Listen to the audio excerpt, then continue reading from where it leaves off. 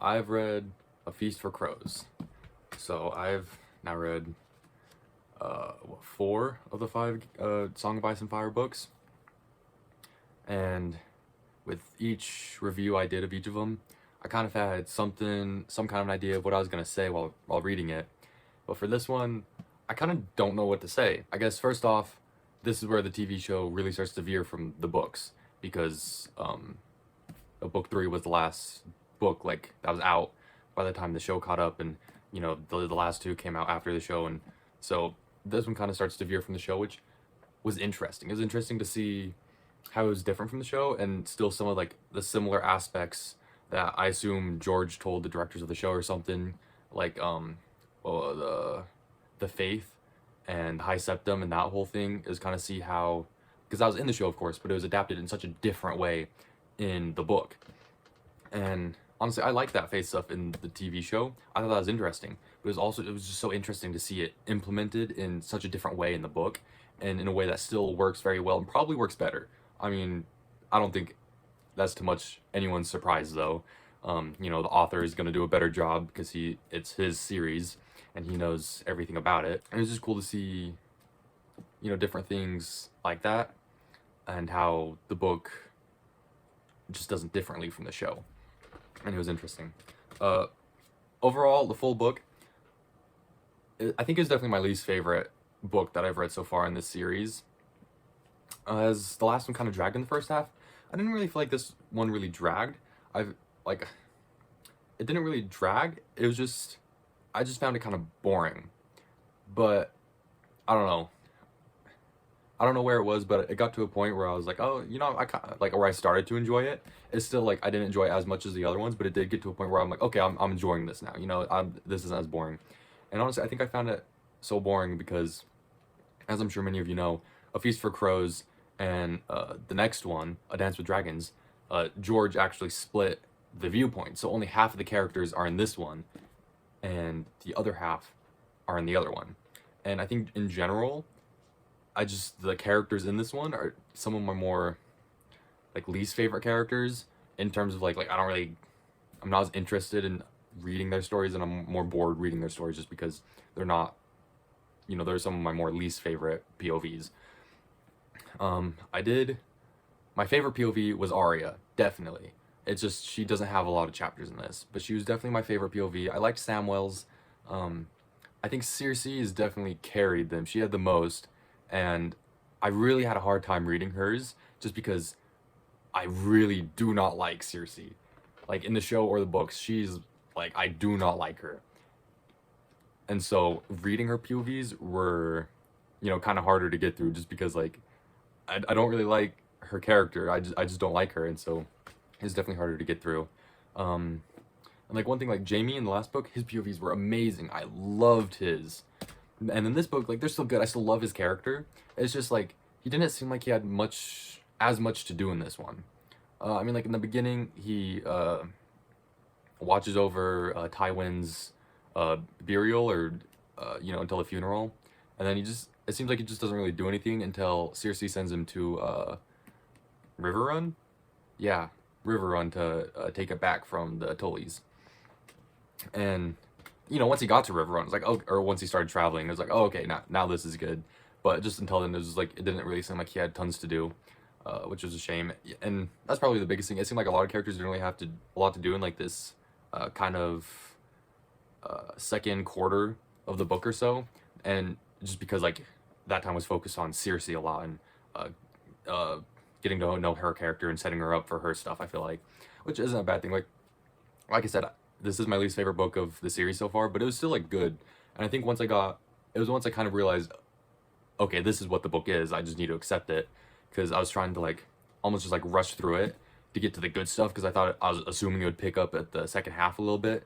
But once I kind of was just like accepted it, okay, this is what it is, and I kind of slowed down and I started to immerse myself a bit more. I think that's when I really started to enjoy it, is when I slowed down and just really kind of enjoyed what I was reading instead of trying to get to the quote-unquote good stuff. So that's definitely how I'd recommend reading it, is to just slow down and take your time with it and just enjoy it as you go. Another thing that goes back to the POVs split in half is they also, well, because this book focuses on like King's Landing more, and so it also focuses on Dorne and the Iron Isles. But with those ones, they split the Dorne story into like a few different characters, like 3 I think. And same for the Iron Isles, there were like 3 different characters it was kind of did that story with. And I think that was to its detriment. Because there's like that introduced like 6 more characters in this book, and I had a hard time remembering who was who.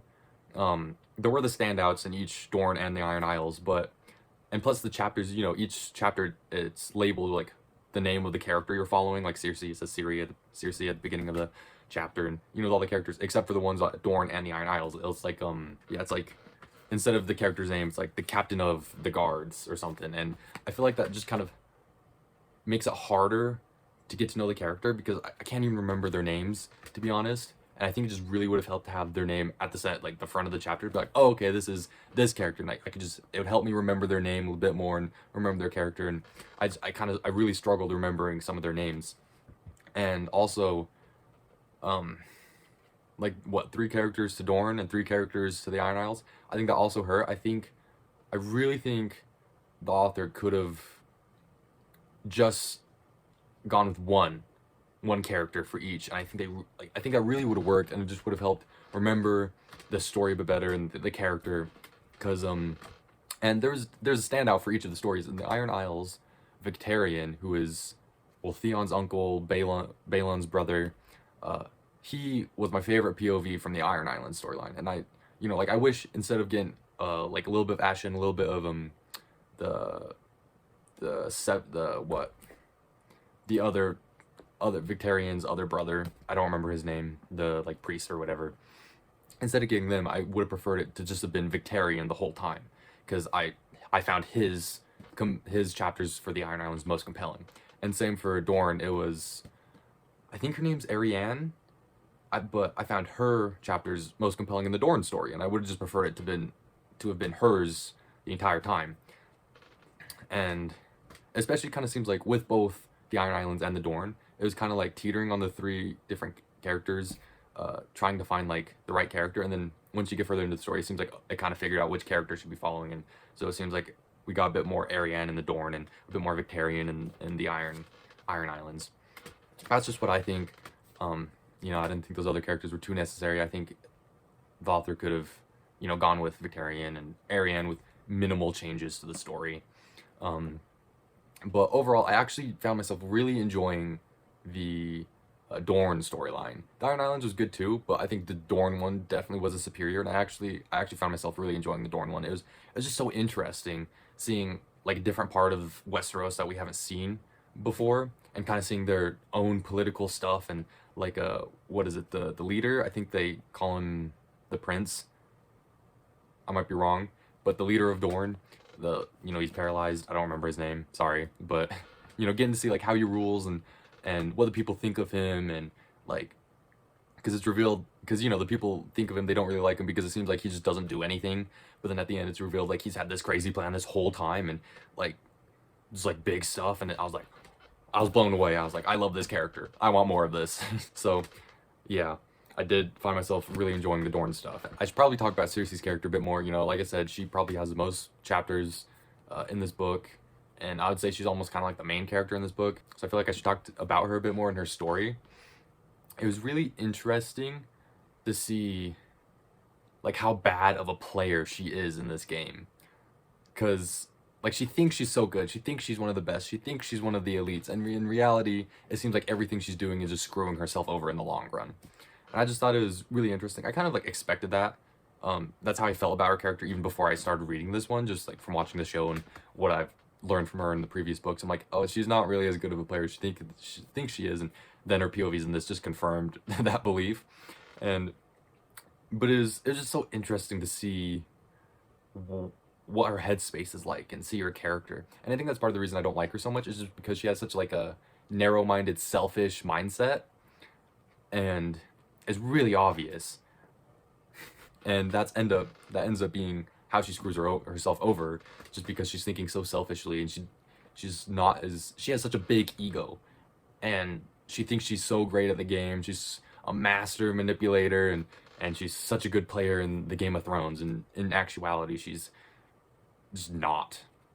And yeah, it was interesting. I think there was like a scene, I don't remember it too well, but she, you know, set up her plans or whatever, and then she like smiled to herself and thought, like, oh, I am actually Tywin's like heir or something. Like she was comparing herself to Tywin and how Tywin couldn't have done better than she did in that moment and all this. And I'm just thinking, no, that wasn't as clever as you think it was. I don't remember exactly what it was, but and just seeing her not take counsel from anyone, like her uncle Kevin, uh, you know, insists like at the beginning when she needs to pick a new hand, and her uncle Kevin like insists on this one guy and he's giving her counsel, and she's like, no, I won't have the Tyrells be my hand. They're like, because she doesn't like the Tyrells, and you know she refuses to have any of them like in any high positions or anything because she thinks of them as enemies when. And then her uncle Kevin is like, no, like you need to, like they're your allies, you need to build up their trust, and you know you got to put them in these high places so they trust you. You don't want them to turn into your enemies. They're your allies, and if they turn into your enemies, you're screwed, is basically what Kevin's saying. And Cersei is just so like self-centered and ego-minded that she can't see it, and so she, well, I assume she'll end up, they'll, you know, the Tyrells will end up becoming their enemies. We don't know that for sure at the end of this one, but that looks like that's the way it's going. So yeah, that's my prediction. But yeah, overall, it's a good book. I just recommend slow down and enjoying what you're reading and not trying to like rush through it. Just kind of accept it, and like once you slow down, really take your time and really get into the characters' heads. I think it just becomes a lot more enjoyable.